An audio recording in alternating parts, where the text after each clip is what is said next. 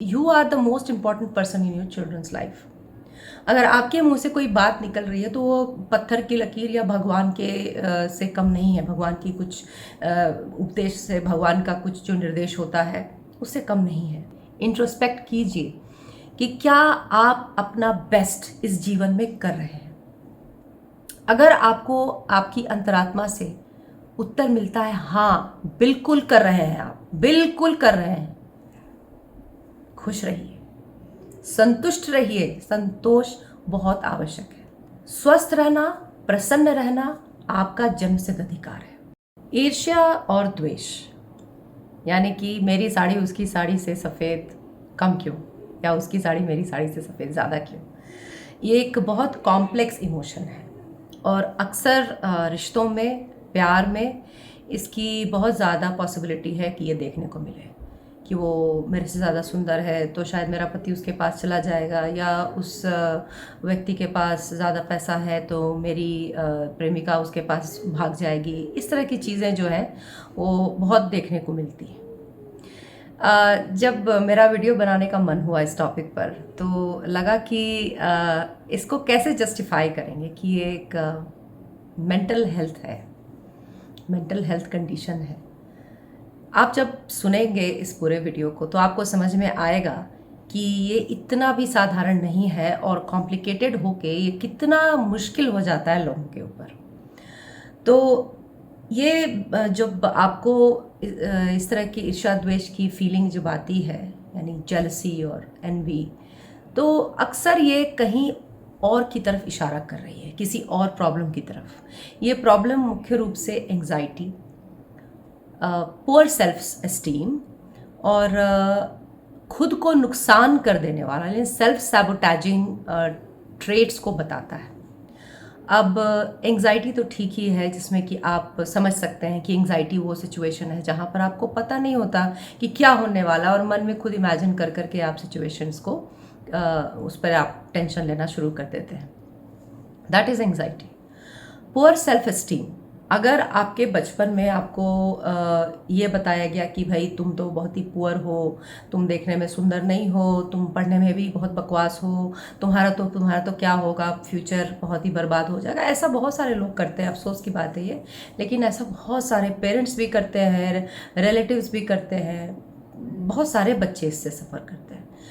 आप जाने अनजाने में, आपके हिसाब से ये आप बच्चे के लिए भला कर रहे हैं, लेकिन पता है एज अ पेरेंट आपको पता होना चाहिए कि हो सकता है कि फ्यूचर में वो बच्चा बड़ा होकर कुछ अच्छा हो जाए, लेकिन आप उसके व्यक्तित्व को पूरी तरह से ख़राब कर रहे हैं, क्योंकि इसकी पूरी संभावना है कि उसका सेल्फ एस्टीम बहुत बुरा होगा। हो सकता है कि वो बच्चा बड़ा होकर बहुत हैंडसम बने, अचानक से बहुत लंबा हो जाए, वो अपने शरीर पर काम करे और and he looks very handsome. Same with the girl, कि वो भी बहुत प्यारी लगे बाद में। लेकिन जब आप उसको बचपन से ही उसको धिक्कार रहे हैं, तो एज अ पेरेंट आप जो कह रहे हैं, you are the most important person in your children's life. अगर आपके मुंह से कोई बात निकल रही है तो वो पत्थर की लकीर या भगवान के से कम नहीं है। भगवान की कुछ उपदेश से, भगवान का कुछ जो निर्देश होता है उससे कम नहीं है। आपका पोजीशन, आपका पद बहुत ऊंचा है, और ये बहुत दुख की बात है कि ये बहुत देखने को मिलता है। और बच्चों में पुअर सेल्फ एस्टीम का बहुत बहुत बहुत बड़ा रीज़न ये है। क्या आप इमेजिन कर सकते हैं कि टफ लव, जो कि एग्जिस्ट ही नहीं करता, के नाम पर कि आप बच्चों के लिए अच्छा कर रहे हैं, वो आप एक्चुअली उनके लिए पूरी ज़िंदगी के लिए कुआं खोद रहे हैं, जिसमें बच्चा जो है वो ज़िंदगी भर बड़ा तो हो जाएगा, लेकिन उसके अंदर का बच्चा जो है ना, वो कहीं डरा सहमा सा ही रहेगा। तीसरी जो बात होती है वो है emotional self sabotage, because of various reasons. दूसरे भी और कारण हो सकते हैं, सिर्फ पेरेंट्स ही नहीं, तात्कालिक कारण, यानी आप जिस माहौल में रहते हैं उसकी वजह से आपके अंदर ये ये आ जाता है, खुद से ये भावना आ जाती है कि आई एम नॉट इनफ और मुझे कुछ खराब, मेरा कुछ बुरा होगा। तो that is also leading to the same thing, और आप एनवी कर सकते हैं, दूसरे लोगों से जल सकते हैं। ये एक बड़ा पुअर भावना है, बहुत ही पुअर भावना है। और जैसा कि मैंने कहा कि सिर्फ एक चीज़ से निकल के नहीं आती। और जैसे कि अगर आपसे कोई आपसे कोई किसी को जलन है या आपसे कोई ईर्ष्या कर रहा है, तो अक्सर जो इसके लिए प्रतिक्रिया हमारे मन में होती है वो बड़ा बकवास सा आदमी है, उससे मुझे जलन हो रही है। और कहीं ना कहीं ये जिस व्यक्ति से जलन हो रही है उस व्यक्ति को लगता है कि वो तो बड़ा महान है। वो दूसरी गलत बात है। लेकिन जो हम लोग जो समझेंगे वो है कि ईर्ष्या द्वेष की उत्पत्ति होती कहाँ से है और क्या ये मेंटल हेल्थ के लिए बड़ा फैक्टर हो सकता है। तो फिलहाल हम लोगों ने ये समझा कि ये बिल्कुल बड़ा फैक्टर है जो कि एंजाइटी और पुअर सेल्फ एस्टीम और जो सेल्फ सैबोटैजिंग टेंडेंसीज होती हैं उसकी वजह से ये उत्पन्न होता है। कि पेरेंटल अब जो इन्वॉल्वमेंट होता है बच्चों के लाइफ में बहुत क्रूशियल होता है। ये बहुत अफसोस की बात है कि बच्चा पालने को कभी भी बहुत ऊंचा दर्जा नहीं दिया गया हमारे समाज में। और जैसे जैसे समय बीतता जा रहा है और महिलाएं अपने काम में आगे बढ़ती जा रही हैं, ये इसका महत्व जो है वो कम हो रहा है।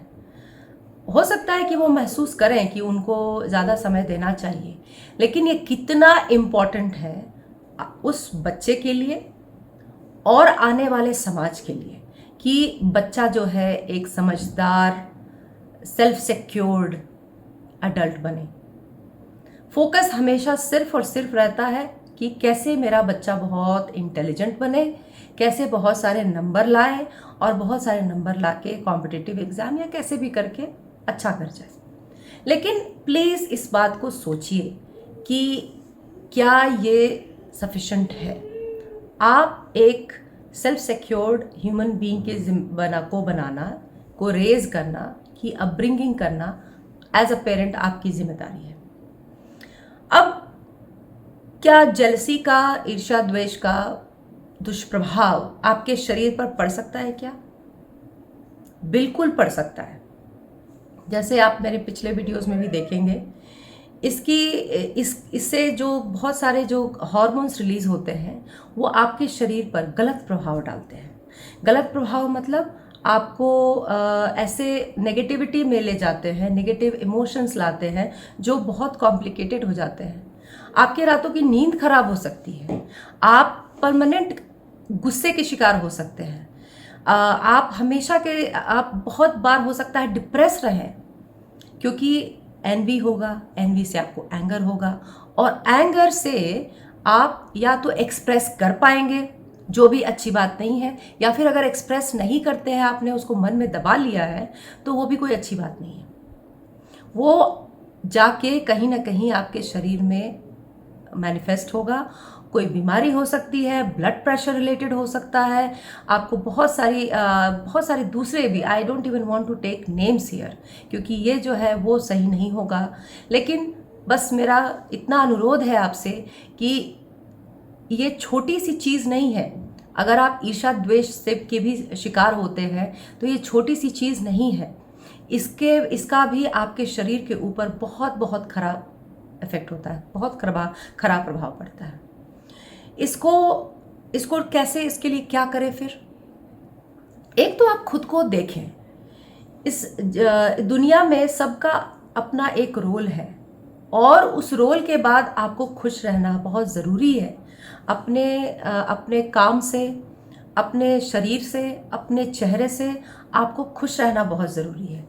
सैटिस्फैक्शन, संतुष्टि अपने काम से बहुत ज़रूरी है। अगर आप संतुष्ट नहीं हैं, आप और प्रयास कीजिए। लेकिन ईर्ष्या, द्वेष, क्रोध, डिप्रेशन, अवसाद, इन सब के शिकार होना जो है ना, वो कभी भी आपको एक संपूर्णता की तरफ नहीं ले जाएगा। और इस बात को अच्छी तरह से समझने की आवश्यकता है। तो आप कर क्या सकते हैं? आप मेडिटेट कर सकते हैं। आप अपनी असलियत को, क्योंकि हर एक की परिस्थितियां अलग होती हैं, तो आप अपनी परिस्थिति में इस बात को मेडिटेशन में खुद के अंदर झांकिए, इंट्रोस्पेक्ट कीजिए कि क्या आप अपना बेस्ट इस जीवन में कर रहे हैं। अगर आपको आपकी अंतरात्मा से उत्तर मिलता है हाँ बिल्कुल कर रहे हैं, आप बिल्कुल कर रहे हैं, खुश रहिए, संतुष्ट रहिए। संतोष बहुत आवश्यक है। अगर आपके मन में ये सवाल आ रहा है कि नहीं, तुम इससे बेटर कर सकते हो या कर सकती हो, तो उस पर चिंतन कीजिए कि जीवन का वो कौन सा क्षेत्र है जहां पर आप प्रोक्रेस्टिनेट कर रहे हैं या आप अपना बेस्ट नहीं कर पा रहे हैं। उस कारण को फिगर आउट कीजिए। ये संभव है कि आप फिर भी सफल ना हो पाए, या ये भी पॉसिबल है कि आप समझ ही ना पाए कि आप क्या कर सकते हैं, क्या नहीं कर सकते हैं, आपका काम जो है वो पूरा सही है या नहीं। अगर ऐसा आपके साथ होता है, अगर आप नहीं समझ पा रहे हैं, तब आप क्या करें? आप किसी थेरेपिस्ट से मिलिए या काउंसलर से मिलिए जो आपको इसको समझाने में खुद को आपको हेल्प करेगा। आप अपनी परिस्थितियों से उन्हें आप अवगत कराएंगे आपके काउंसलर से, और काउंसलर आपको एक अनबायस्ड ओपिनियन देगा जिसमें कि वो उसके अपने विचार नहीं होंगे। कई बार लोग ऐसा सोचते हैं कि दोस्तों के साथ बातचीत करने से भी तो शेयर हो जाता है। अगर आप काउंसलर या थेरेपिस्ट से बात करते हैं तो आप उसके साथ शेयर नहीं कर रहे हैं, वो आपको एक गाइड है, आपके लिए गाइड की तरह एक्ट कर रहा है, जो आपको अपनी समस्याओं को समझने में मदद करता है। इसको ध्यान से समझिए कि ईर्ष्या जैसी छोटी चीज़ जो छोटे से समय तक ही लास्ट करती है, का कितना लॉन्ग लास्टिंग इफेक्ट होता है। स्वस्थ रहना, प्रसन्न रहना आपका जन्मसिद्ध अधिकार है। आप प्रसन्न रहिए और अपने आसपास के लोगों को भी प्रसन्न रखिए।